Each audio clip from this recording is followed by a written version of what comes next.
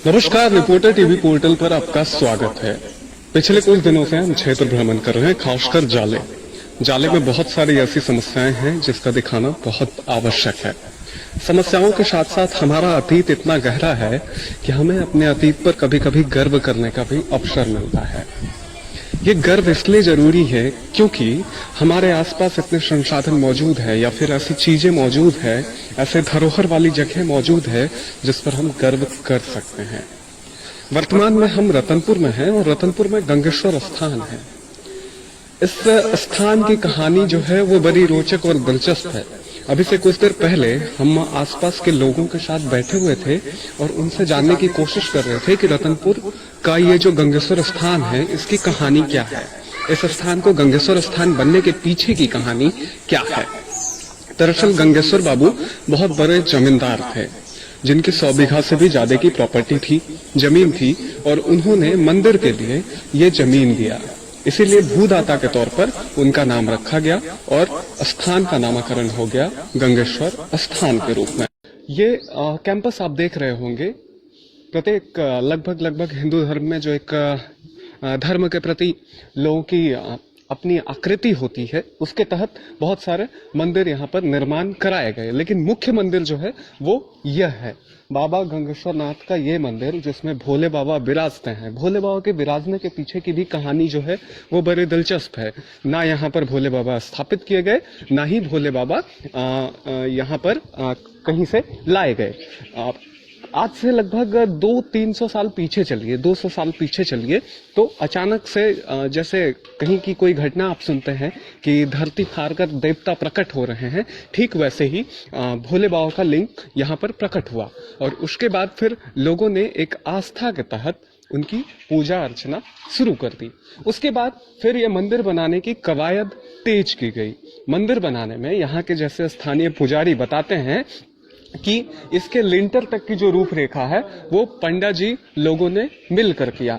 Lintel के बाद की जो आधारिक संरचना है उसे डोमन ठाकुर नाम के व्यक्ति थे, उन्होंने इसको पूर्ण किया और इसके साथ लखनपुर गांव के हैं, और इसके साथ ही और भी जो भी मंदिरें थी वो धीरे धीरे बनती गई। 9.5 बीघा जमीन है, हालांकि जमीन इससे अधिक था, लेकिन कुछ एक जमीन पर अतिक्रमण है और यही कारण है कि वर्तमान में 9.5 बीघा जमीन बचा हुआ है। हम मंदिर के अंदर भी जाएंगे और सचिन, हम चाहेंगे कि आप एक बार तालाब के आसपास का भी सीन दिखा दे, तालाब के आसपास का जो व्यू है उसे भी दिखाइए। और ये मंदिर अपने आप में देखिए कितना कितना बेहतर लग रहा है, कितनी बेहतर स्थिति है, कितना साफ सुथरा है।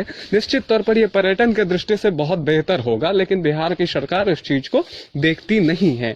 हम अभी तालाब के क्षेत्र की तरफ हैं और तालाब में देखिए कितना अच्छा घाट है। घाट के साथ साथ एक और बड़ी चीज है जो यहाँ पर हमने देखा कि एक डैम बनाया गया था पानी को रोकने के लिए, पानी को सही तरीके से आगे बढ़ाने के लिए। ये एक डैम बनाया गया और एक कुआं भी इसे कह सकते हैं, जिससे जब भी जरूरत पड़े पानी की तो आप ले सकते हैं। सचिन, हम चाहेंगे एक बार आप जूम करके दिखाइए। हालांकि ये गंदा है, लेकिन इधर का जो पानी है उसे एकत्रित करने के लिए और फिर लोगों को पानी की जरूरत होती है, तो उसके लिए ये व्यू कितना अच्छा है, ये नजारा कितना अच्छा है, आप देख सकते हैं। मुझे बहुत पसंद आ रहा है। पास में पेड़ पौधे भी हैं और इससे जब भी जुड़ी चीजें होती है या फिर जब भी फल लगता है तो फिर वो स्वाभाविक तौर पर पुजारियों को ही उससे फायदा होता होगा। अन्नपूर्णा भवन भी है जहां पर अन्न का भंडार है। अन्नपूर्णा भवन ठीक मेरे आगे है। सचिन कैमरा का व्यू जब दिखा रहे होंगे तो आपको दिख रहा होगा। पुजारी यहाँ पर अपनी तैयारी कर रहे हैं, साफ सफाई जो भी है वो चीजें कर रहे हैं। यहाँ पर एक व्यक्ति हमारे साथ मौजूद हैं जो कि पुजारी हैं, उनसे हम जानने की कोशिश करते हैं कि यहाँ का इतिहास क्या कैसे रहा है। बाबा, यहाँ का क्या कैसे इतिहास रहा है, थोड़ा बता दीजिए हमको। स्थिति तो आपको बताए हैं जी बिल्कुल, हम लोग को बाप दादा जो बताए हैं और देखे हुए हैं, जहाँ तक जी वहाँ तक की बात है कि इधर जो मंदिर बना तो गंगेश्वर झा के नाम से बना। वो बाबा धाम जा रहे थे पहले, पैदल जाते थे, उसके बाद वो वृद्ध हो गए तो सके नहीं वो जी, तो वो कहे कि भाई हमको ऐसा तुम अपना भाई दो कि हम अपना घर के बगल में रहूं। हाँ। तो वो स्वप्न हुआ। हाँ। स्वप्न होने के बाद में उनको स्वप्न हुआ कि बिर्रो उठेगा, जहाँ जहाँ बिर्रो जाएगा हाँ। वहाँ जा करके जहाँ बिर्रो लिप्त होगा हाँ। वहाँ तू खोजना ढूंढना, तो उसमें एक शिवलिंग शिव निकलेगा उसमें जी। वहाँ जाकर के आए, वैसे ही वही वातावरण हुआ। हाँ। होने के बाद में जाकर के वहाँ देखते हैं तो देखेंगे एक शिवलिंग है यहाँ। हाँ। तो पूरा गांव वासी को बुलाए और कहे। हाँ। तो गांव वासी ने कहा कि ये ब्राह्मण चालाक है, जाओ इसको देखो कि बूट चना नहीं तो डाल दिया है जो कि महादेव प्रकट हो रहे हैं। उसके बाद में जाकर के आया ग्रामीण लोग आने के बाद में उसको खोदा गया। तो जितना ही बड़ा अभी है उतना ही बड़ा तभी भी थे। अच्छा। वही प्रकार से उसको खोदा गया। उसके बाद शहद के बाद पानी निकलने लगा। हाँ। उतना ही में उसको लुप्त कर दिया। अच्छा। बंद कर दिया। उसके बाद में पंडा जी लोग सोचे कि भाई इसको दिया जाए और इसको मंदिर बनाया जाए। तो मंदिर तक जितना पार लगा पंडा जी को, जितना शक्ति था उतना भक्ति कर दिया। करने के बाद में उसको अब पैसा नहीं था तो वो बांटने लगे। तो बाबू डोमन ठाकुर लखनपुर के थे। वो आते थे डेली यहाँ तार के पेड़ था एक सबसे बड़ा विशाल। अच्छा। वहाँ वो घोड़ा बांधते थे। हाँ। और वो कहा कि ये पेड़ कौन कटवा रहा है? तो पंडा जी लोग। तो हाँ। किस लिए? हाँ। तो मंदिर बनाने के लिए। हाँ। पाटने के लिए। हाँ। तो वो ने कहा, तो बाबू डोमन ठाकुर ने कहा नहीं इसको बंद करो। वो बाबू डोमन ठाकुर इसको मंदिर बनाएगा। हाँ। तो वो बंद करवा दिए, जौन को भगा दिए जी। और उस दिन से वो इस प्रक्रिया में लग गए। हाँ। लगने के बाद में जाकर के वो अपना सामान सब दुरुस्त किए।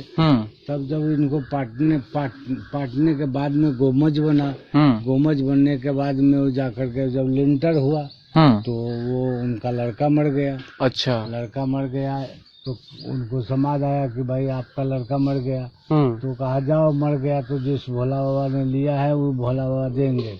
लेते आओ यहीं। यहाँ एक धातरी का पेड़ था इसी बगल में। वहाँ उनको संस्कार किया गया। अब वो अपना काम शुरू करते गए, रहते गए, लगाते गए।